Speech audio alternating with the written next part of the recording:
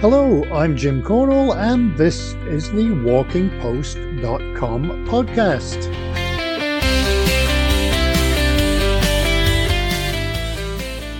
WalkingPost.com is the news website dedicated to walking, with all the latest on events, fitness, trails, health, festivals, gear, books, and more. This podcast is number 56, and it's going live on June the 19th.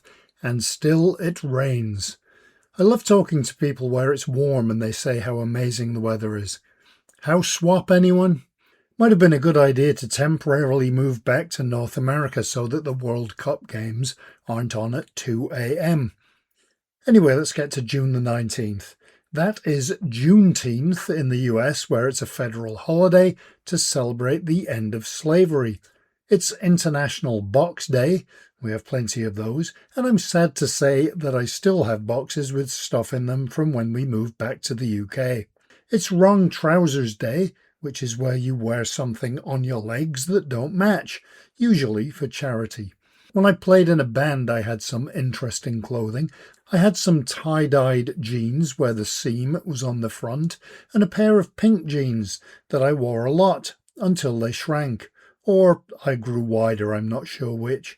That happened to a lot of them at the same time for some reason. It's Garfield the Cat Day, it's Ugliest Dog Day, if there can be such a thing, and it is Pets in Film Day. For events, it's the day in 1846 of the first official baseball game, it's the date in 1961 that Kuwait became independent, and it's the day in 1978 of the first Garfield cartoon, which would explain Garfield Day. For birthdays, baseball player Lou Gehrig, the hugely influential singer Nick Drake, and Boris Johnson, who I never thought would get a mention on this podcast. Last time on the podcast, we talked to the Assistant Medical Director of the Adult Emergency Department at the University of Maryland Medical Center in Baltimore about walking in the heat and signs of heat stroke. I'm sure if you walked into the hospital here in Ayrshire and said you had heat stroke, you'd get a strange look. Maybe if you sat too close to a fire. This week we're talking about the Ironbridge Gorge World Heritage Site and the Walking Festival there with Laura Fildes, Telford and Wrekin Council's World Heritage Site co-ordinator, and with Lynn Turner, chair of the Ironbridge Gorge Walking Festival. Before we get going, if you do have news, guest ideas, or even subjects to cover or comments, or you want to advertise, please do get in touch via walkingpost.com or just email me at jim@walkingpost.com.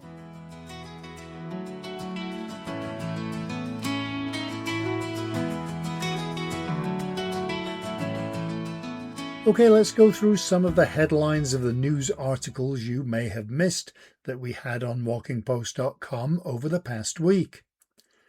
5 new accessible Lake District walking routes have been unveiled. In the US, a grant has been secured to protect some Indiana woodland, that includes hiking trails, and a new driverless bus made in Turkey offers free travel to a hiking trail in Atlanta. I really love that idea, free travel to hiking spots, although I guess people could take advantage. Gower Walking Festival tickets are now available. West Devon launched a year-long walking and cycling programme. I think I'd be tired after a day or two, but I don't think that's what it means. In the UK, the government has announced a programme costing £4.5 billion for thousands of new routes, and Asia's first certified nature immersion trail opened in the Singapore Botanic Gardens. In Greece, Crete municipality added some new hiking trails, and you can read all of these and more at walkingpost.com. A couple of weeks ago, we had an article about the Ironbridge Gorge World Heritage Site, which has joined a new national initiative celebrating the UK's globally significant industrial heritage, and that is as a part of the UNESCO UK Industrial Heritage Trail. And there are now 22 places on that trail. And as if that's not enough, there is also an Ironbridge Gorge Walking Festival, So we're going to talk about them both in a conversation with Laura Fildes, Telford and Wrekin Council's World Heritage Site co-ordinator, and Lynn Turner, chair of the Ironbridge Gorge Walking Festival. All right, so I guess we will start with Laura. I wonder, could you tell me what the Ironbridge Gorge Heritage Site is and where it is? The Ironbridge Gorge is a UNESCO World Heritage Site and it's situated in both Telford and Wrekin and Shropshire. And it's widely recognised as the cradle of the Industrial Revolution in the new ways of producing iron and organising industrial processes, which then helped shape the modern world. So that's why it's quite important for us to protect now, because it's really considered the birthplace of that industrial revolution. Everybody likes the nature and scenery and cliff tops, and does the industrial heritage get a bit lost? I think we're very fortunate in our area in that there is a very strong appreciation from the local communities of that industrial heritage. A lot of the communities are quite deeply rooted and go back for generations. Like many of the industrial towns, we have that strong community spirit. So they really appreciate and value the industrial heritage that have been passed through the generations. And so that is really our big selling point, is that we have these industrial visitor attractions and sort of all of this combined heritage across the site. And the site's quite big, isn't it? It's not just the bridge. No, so we've got 550 hectares in total in our World Heritage Site, and it actually spans 5 different communities. So we have Jackfield and Coalport, and they themselves have tile museums and china museums. And then we have Madeley, which is one of the oldest communities, and that's more of an urban setting. Whereas then you have Ironbridge itself, where the bridge was built to cross the river, and Coalbrookdale as well, which is where a lot of our foundries are. So we're spread across quite a large site here. And how does that work as a visitor attraction? Is it people just show up and walk around? Yeah, you can get here in a variety of different ways. And when you land at the site, the whole World Heritage Site is open throughout the year. So a lot of people will arrive and come to take a look at the bridge and have a wander through Ironbridge town. But also we've got other attractions. So the National Trust have just taken over ownership of a lot of our museums. So those have set opening times through the year that you can then go to understand more about our heritage and our history. Or equally, if you're not so heritage or history inclined, you can just rock up and go for a lovely walk, a wander around. We've got some beautiful walking trails as well throughout the gorge. So there's a lot for everyone here. We're very fortunate. How do people get there? In Telford and Shropshire, we're often seen as the gateway across to Wales. So we have a lot of passing traffic anyway from the Midlands, but we're also on a direct rail line from Birmingham and Wolverhampton. And then from there, you can either get a bus down from our closest train station in Telford down into the Ironbridge, or if you're more active, you can walk down or cycle down. We've got a designated cycle route called the Silken Way, in which people can walk or cycle from the town centre down into Ironbridge and into this sort of more rural area. Because it's open and people can just walk around, are you able to estimate visitor numbers and where people visit from? So it is tricky to be able to estimate because we have so many people using the World Heritage Site for so many different things, as well as the visitors that we get coming in. We also have local volunteer groups, local businesses, and then, of course, all of our residents. But we think we attract around 1.3 million visitors each year, with the museums attracting approximately 330,000 visitors. And these are mainly from the West Midlands, but also the wider UK. And coming internationally, we still get a lot of international visitors as well. Has the UNESCO been a part of that? I think so, definitely. It's helped us to be on that international map. But at Ironbridge, we've always been a well-established visitor destination. The bridge itself was actually built to attract visitors in to come and show off the scale of iron casting work that could be done in this area. So a lot of people think that the Iron Bridge was the start, but actually that was just the showcase to be able to showcase those changes in industrial processes that had been invented 50, 60, 70 years prior to that. So we've got a long history of 300 years of visitors coming to the Ironbridge Gorge to see our industrial processes. What's the UNESCO UK Industrial Heritage Trail? So this is a new national initiative, and this brings together 22 of our UNESCO designated sites across the country, so in England, Scotland, and Wales. And it helps to connect the places in the UK's industrial past that have that similar industrial interest. So this is everything from mills and mines to geoparks and industrial cities. And the idea behind the trail was that this would help people to explore those places that have now shaped modern life, with the creative cities to explore social impacts and the industrial life and landscape as well, and how that has impacted the country's cultural heritage. So it's a really great opportunity to bring everyone together with this shared interest. Are there connections between them? And do you kind of co-promote with the other ones, or are there little passports that people can stamp at the different sites? The idea behind the trail is that they are very similar types of World Heritage Site because of this industry. You see a lot of similarities in the culture and in the way in which the heritage has passed down through the generations, which links them really well. And ultimately, that international designation helps them to bring awareness to the UK's sort of extensive involvement in industry and innovation, and also helps to show how the UK has had a global impact. So that's sort of where we all tie together really well. In terms of trails, we don't have any organised stickers or stamp books as yet, but that's not to say that it couldn't be in the pipeline for the future. At the moment, we really just want to promote ourselves, that we have these wonderful World Heritage sites on our doorstep, to be able to promote them to not just a national audience, but an international audience as well. Do you find that there are people that have visited many of them that communicate that with you? Yeah, so over in Europe especially, there is quite a large cohort of people who are very interested in doing industrial trips and going to industrial tours around the world. And so the whole point of this trail is to raise our profile and actually to be able to put our hands up and say we were one of the first. A lot of this innovation came from the UK, and whilst it was then spread to other countries and adopted in other countries, we were the leaders at one point, and so to be able to do justice to that heritage. Was that a part of the reason for joining the trail in the first place, to just improve that footprint? Yes, definitely. I think we're fortunate in that we have such a rich heritage here, and we don't always do ourselves justice in that we have so much opportunity to shout about how we led such innovative works. Because of the way that the site has now been cared for, we have a lot of remains from this, and we have a lot of architectural features and heritage assets that relate back to this. And so by promoting ourselves and shouting about ourselves being the cradle of the Industrial Revolution, that really helps to promote what we have to offer here.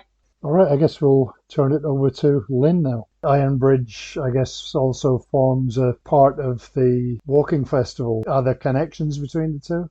The Ironbridge Walking Festival, it covers the whole of the UNESCO site. So it's a 9-day festival, which happens every year over the May Day bank holiday weekend, and then running for 9 days from that. And so we cover all the areas that Laura's mentioned, but also beyond in the surrounding areas. So we include Broseley, Much Wenlock, in terms of where we go walking. And I think we really showcase, with over 60 walks, what Ironbridge Gorge and all the surrounding areas have to offer. Does it include any themes like the industrial heritage? Absolutely. So we're very lucky that we've got really strong links with other organisations and people who retaining their passion for the industrial heritage and architecture. So we have a range of themed walks, which we call walk and talks, whereby it involves a walk between different places, but we have the specialists, people there leading the walks and guiding the walks, who will give a story and all the information about that history or that specialist skill. And they're always really popular. So they're normally quite shorter walks, but they take a longer time because there's lots of information that's given. We have walks about a local ferry disaster, sculptures, jitties, china making, the geology of the gorge, bell ringing, and even brewing beer. But we've had themed walks as part of the programme since 2005, and we still continue to do them, and they still remain really popular. Looking back at the programme from 2008, which is the earliest programme I got, it's really fascinating to see that some of those walks are actually still some of the themed walks that we've developed and we still do today. I know that this year's has already been and gone. Could you tell me about this one? Yes, we had over 60 walks this year. They range from 2 to 21 miles. We had capacity for over 1,300 bookings within that. So most of the walks will have around 20 participants. Some have less depending on the nature of the walks. We took over 1,500 bookings in total, and we had nearly 400 people who came and walked with us. Most people are either doing 2 or 3 walks, but we have people who just come and they just walk with us just the once. And we attract people from obviously Telford and Wrekin, but over half the people who come are from the local area. And even if you are local, you still learn something on any of the walks, be it a themed walk or just a normal walk. Lots of people will say, I've lived in this area for years and I didn't even know I could walk there. So that's really great that we're giving that local knowledge and love of the area to people who might just think of Ironbridge as just being for the bridge. They really are able to explore the area. We have about 20% of the walkers who come from the Shropshire County, and then another 20% will come from all the surrounding neighbouring counties as well. And about 5% of people will come from England, Scotland, Wales, and we even have a couple of people who come from abroad. So we have quite a good following. We have about 2/3 of the people who walk with us who are return walkers, and we have about 1/3 who come and join us who are new to the festival every year. So we have that continuous flow through the Ironbridge about promoting the area as a place to come and explore, and also that contribution in terms of the economic contribution to the local areas as well. And you were mentioning that really early program that you've found from, what was it, 2008? How's it changed over the years? Oh, it's massive. It's massive. I've just done a bit of a plotted history. And so on the first walk, on the first programme, we had 24 themed walks and 3 longer walks. So you can see how it's developed to the programme that we've got now, offering over 60 walks across the area, and we have a long walk on every single day. And many of those walks are really still present in the programme, which I think demonstrates that people still have that passion for those subjects. The festival for a few years continued in that same vein. And then in 2012, we had the leadership of Neil Cartman, who took over. And Neil was with us for over 13 years. And he was a long distance walker himself. And he really shaped, along with another committee member, Graham Burgess, they really shaped the programme and the features of the programme that we have today. So they grew it from that around 30 walks into the over 50 and now over 60 walks that we showcase today. They also introduced the concept of medals, so people could start off having a medal for completing 100 miles. And over the years, we've increased those medals because we saw that the 100 miles was quite aspirational and perhaps something that someone would never thought they could do, often because of time limitations, because it's quite a big chunk out of people's annual leave capacity if they weren't retired. So we've gradually introduced medals, and we now give out medals to people who do 25, 50, 75, 100. And for those that actually complete all the long walks, they get a medal called the Cartman Challenge for over 150 miles. And what we saw with that, it helped people to build on their walking. So it had a benefit in terms of encouraging people to come back year on year, because they may have started out and not knowing about the medals, but then they come back and they'll go, well, I'll go for 25, but then they go, oh, I'll try for 50 next year or 75. So it was really good to see that we were recognising all the different distances, because it isn't just about the long walks. And equally, it's not just about getting a medal. We've got a large proportion of people who just come and they just do one walk with us and really enjoy it. And then they'll come back perhaps next year and do another walk. So I think we cater for all kinds of interests and different abilities. It's one of the only walking festivals around that has that breadth of distances from 2 to 21 miles, so catering for all sorts of walking interests. You were saying that people come back year after year. Does that mean that you have to change the walks that are on the programme year after year? Or if you change them, do you get complaints that, why haven't you put that one back on again? I'm a bit of a spreadsheet geek, so I'll admit to that now. So because we advertise through Eventbrite, we get lots of data from Eventbrite in terms of the interest in the walks, in terms of number of bookings. And you kind of know anyway, even without that kind of hard data, what walks are popular. We always get told, even when we put on 60 walks, some of the walks we double up because they are so popular. We're always getting asked in the feedback, can you do more? Can you do more? But we're at the capacity really in terms of what we can deliver as a group of volunteers. So the really popular walks we'll put on twice during the festival. We're also fortunate through Neil's previous contact with Lord Hamilton over at the Appley Estate. He allows us special access to go and walk on his estate. So we do 2 6-mile walks there and a longer walk that we walk from Ironbridge. So we've got some really specialist walks that you can only do on the Ironbridge Gorge Festival. So we're very lucky to have that partnership. And then for the other walks, there's always, the themed walks are always under demand. They're always subscribed very, very quickly. We tend to keep those on. And in fact, we have a walk which is about the Jitties up in Broseley that I didn't realise how long that was going, but that was in one of the very early programmes, and we still run that today, and it still gets full capacity every year. So we tend to have probably a core programme of walks that we know are really popular, and then we change the programme for some of the routes and things on the walks that perhaps haven't got a theme, because we've got more flexibility with that. But most people that we get feedback from, both on the festival and afterwards, say it's not broken, so don't try to fix it. So we kind of go with what we know works. And I think over the years, we've probably stuck to the same kind of formula in terms of the format of the programme.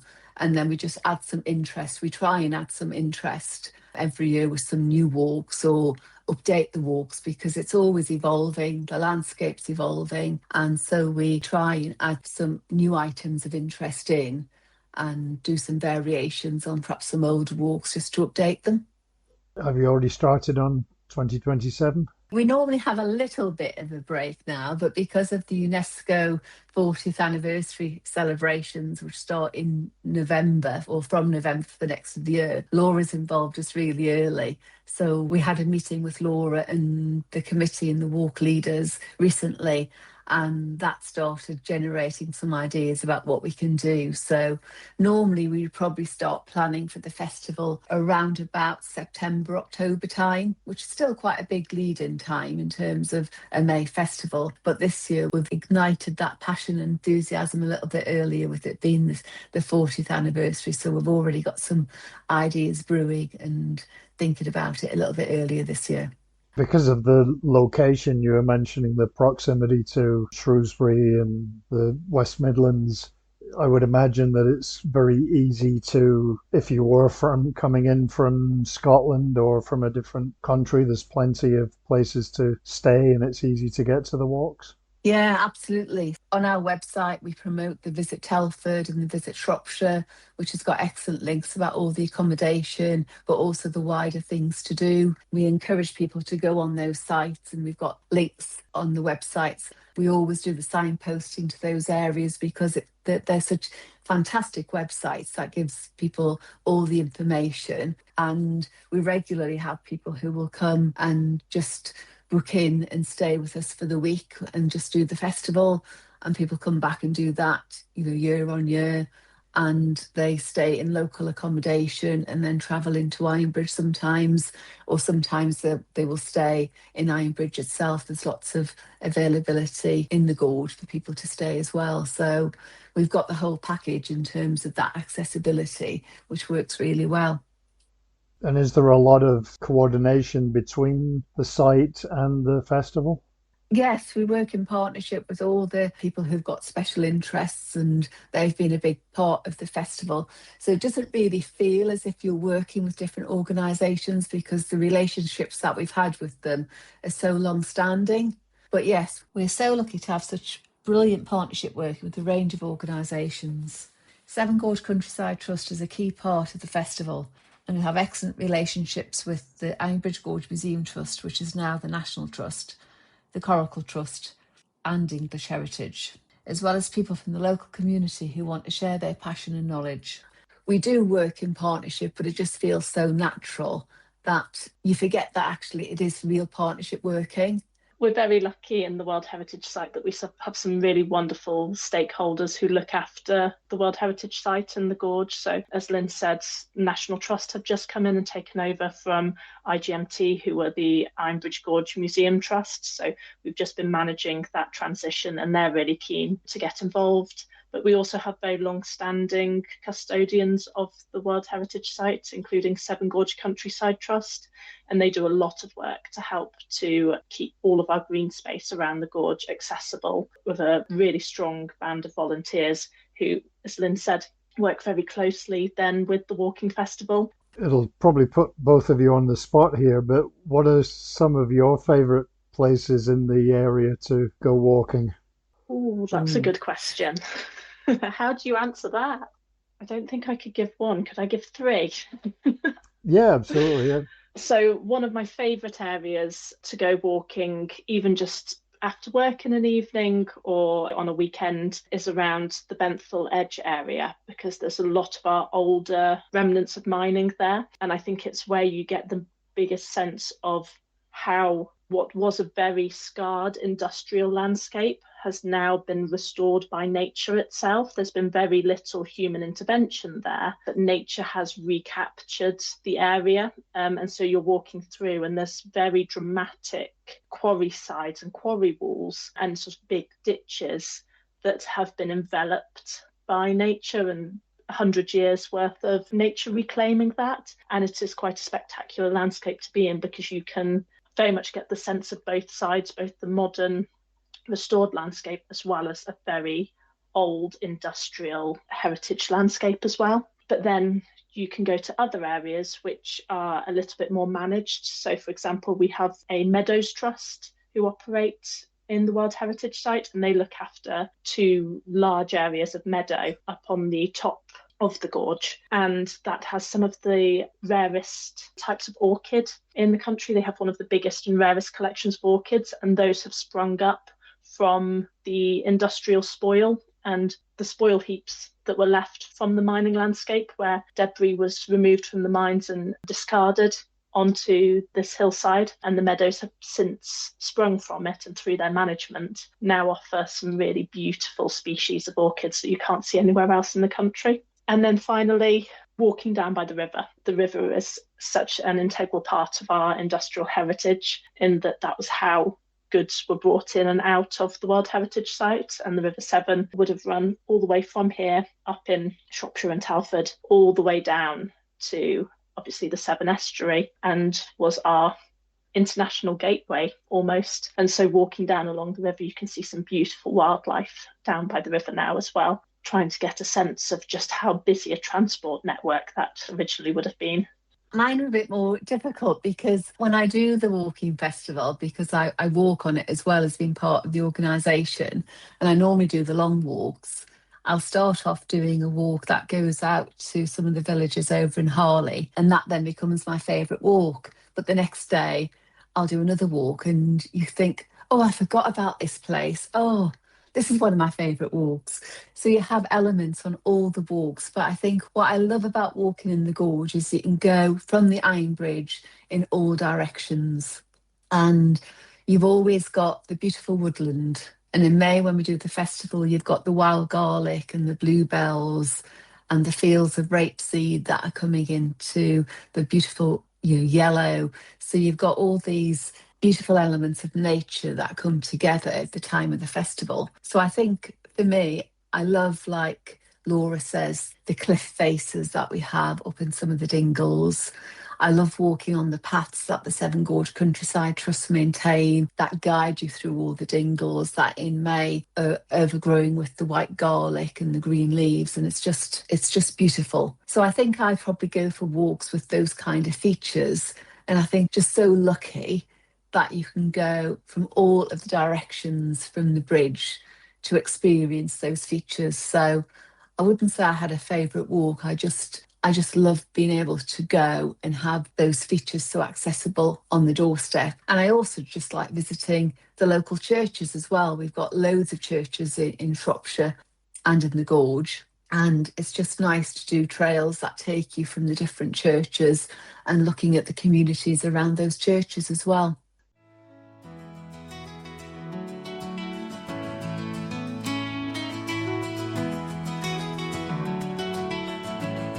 You might have missed that walking festival for 2026, but that doesn't mean that you can't head down to see the area at other times of the year.